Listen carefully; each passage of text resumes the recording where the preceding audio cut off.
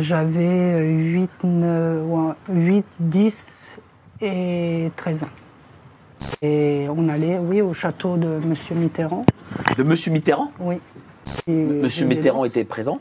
Bien sûr, bien sûr. Il était présent. On me demandait de faire des choses que je ne voulais pas, c'est-à-dire de faire du mal, couper des mains, violer. Et si je ne voulais pas faire ce qu'on me disait, ben, j'étais violée 2 fois plus. Couper des mains de qui? D'enfants? D'enfants qui ne voulaient pas faire ce qu'on leur dit. Le témoignage il ressemble un peu beaucoup à ceux de vos enfants. Tout à fait. Ouais. Moi, mon fils, il a fait un dessin que j'ai déjà partagé, où il dessine la pyramide du Louvre. Il me dit, oui, là-dessous, il y a des sous-sols, et moi, j'ai vu Emmanuel Macron.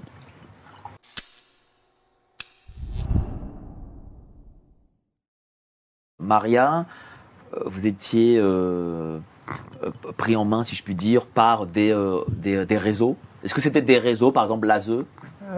Je pense qu'aujourd'hui, je ne vais pas dire l'ASE, parce qu'en fait, je ne veux pas attaquer l'ASE aujourd'hui. Je ne sais pas trop comment est l'ASE aujourd'hui, mais quand j'entends l'histoire d'Alila, où je me reconnais énormément dans ces enfants, donc je vois que l'ADAS qui avait été enlevé pour être mis l'ASE, je vois qu'au jour d'aujourd'hui, 48 ans après, rien n'a changé, donc c'est même, on dirait que c'est même pire.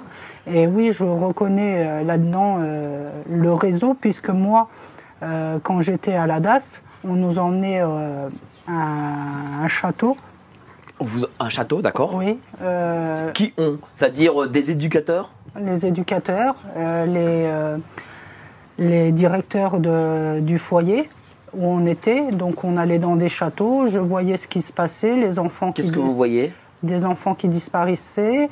Ils nous emmenaient dans les parcs pour qu'on demande aux enfants de venir vers nous. On les appâtait en fait.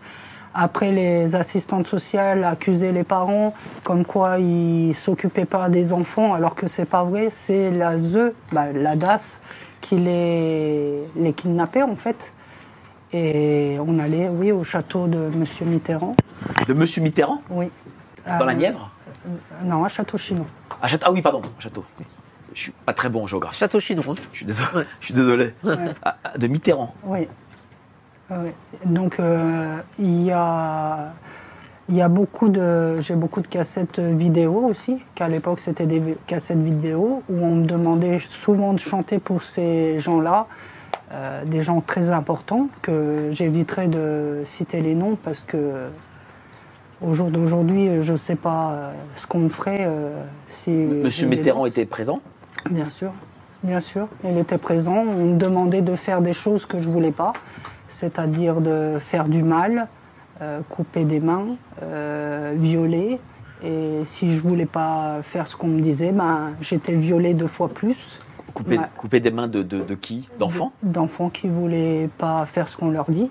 Donc moi, je refusais totalement de faire ce qu'on me disait. On me disait si je ne le ferais pas, ben, je serais tuée. Ou alors violentée ou violée 2 fois plus. Et j'ai dit, ben, violez-moi, faites-moi ce que vous voulez. Si Dieu a décidé que je devrais mourir, je mourrai. Mais en aucun cas, au nom de Jésus, je salirai mes mains. Vous avez quel âge à ce moment-là? J'avais 8, 10 et 13 ans. Et vous arrivez à vous rappeler de tout ça? Est-ce que c'est pas quelque chose qu'on a enfoui? On posera la question à notre psychologue qui est ici présent. Est-ce que c'est pas quelque chose qu'on a enfoui au fond de soi-même pour que ça ressorte plus? Je n'ai rien caché, moi, et je n'ai rien voulu oublier.